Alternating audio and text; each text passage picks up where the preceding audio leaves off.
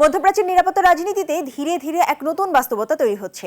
সীমিত কূটনৈতিক সম্পর্ক থেকে পারস্পরিক প্রতিরক্ষা সহযোগিতার দিকে আগাচ্ছে সংযুক্ত আরব আমিরাত এবং ইসরায়েল।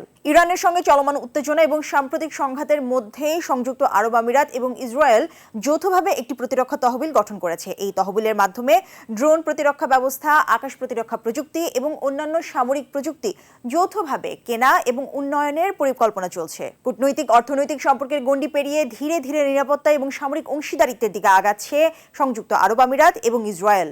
ইরানের ড্রোন ও ক্ষেপণাস্ত্র হামলার পর এবং কার্যত যুক্তরাষ্ট্র থেকে কোনো ধরনের নিরাপত্তা না পাওয়ার পর সংযুক্ত আরব আমিরাত নিজেদের আকাশ প্রতিরক্ষা ব্যবস্থা দ্রুত শক্তিশালী করতে চাইছে।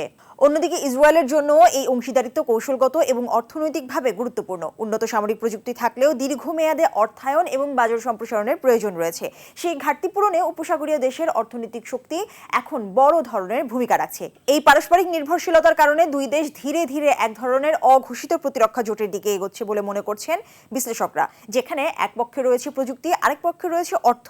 তবে এই পরিবর্তনের প্রভাব শুধু দুই দেশের মধ্যে সীমাবদ্ধ নয়, বরং পুরো উপসাগরীয় অঞ্চলের নিরাপত্তা সমীকরণেও এতে প্রভাবিত হচ্ছে। বিশ্লেষকদের মতে ইরানকে কেন্দ্র করে তৈরি হওয়া নিরাপত্তা উদ্বেগই এই নতুন সমীকরণের মূল চালিকা শক্তি। ফলে মধ্যপ্রাচ্যে পুরনো রাজনৈতিক বিভাজন ধীরে ধীরে নতুন নিরাপত্তা ব্লকের রূপ নিচ্ছে।